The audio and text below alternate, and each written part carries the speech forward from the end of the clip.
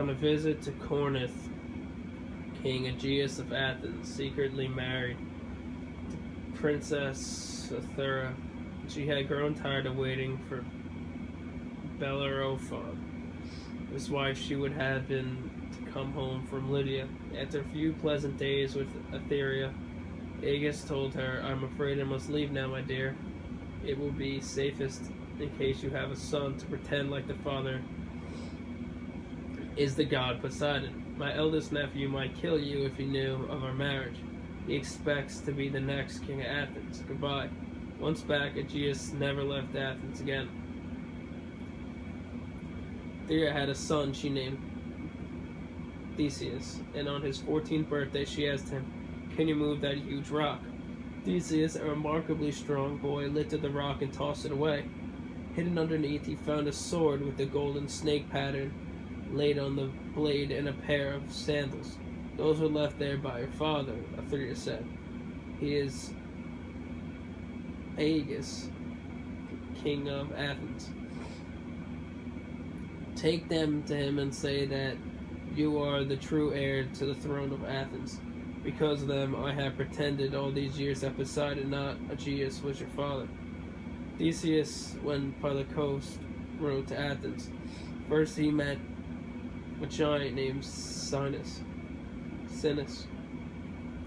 who had the horrible habit of bending two pine trees down toward each other, trying some poor traveler to their tops by his arms, then suddenly letting go. Trees would fly upright and tear him in two. Theseus wrestled with Sinis, threw him senseless to the ground, and then treated him as he had treated others.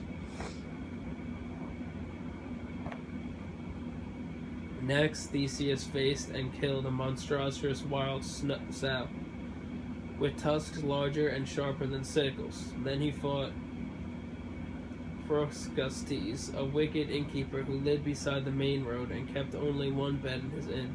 Travelers were too short for the bed. Perseus would lengthen them with an instrument of torture called the rack. If they were too tall, he would chop off their feet, and if they were the right size, he would smolder them with a blanket. Theseus beat Phorcystes, tied him to the bed, and cut off both his feet, but finding him still too tall, cut off his head as well. He wrapped the dead body in a blanket and flung it into the sea.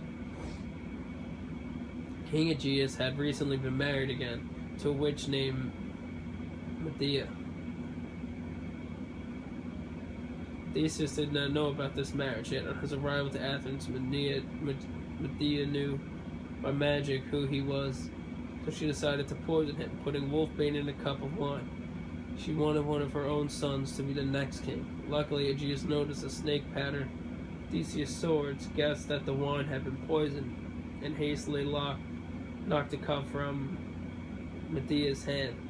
The poison burned a large hole through the floor, and Medea escaped in a magic lab. Then Aegeus sent a chariot to fetch Aethera from Corinth and announced, "Theseus is my son and heir." The next day, Aegeus' nephews ambushed Theseus on his way to a temple, but he fought and killed them all. Now it had happened some years before that King Minos' son, Androgeus of Crete, visited Athens, and there won all the competitions in the athletic games: running, jumping, boxing, wrestling, and throwing the discus.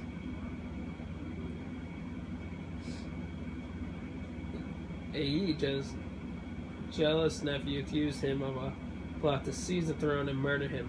Minos complained about this to the Olympians. They gave orders that Aegeus must send 7 boys and 7 girls from Athens every 9 years to be devoured by the Cretan Minotaur. Minotaur was a monster, half bull, half man, which Minos kept in the middle of the labyrinth, or maze, built for him by Didacles. The Minotaur knew every twist and turn in the labyrinth, and would chase the victim to some blind alley where they at his mercy.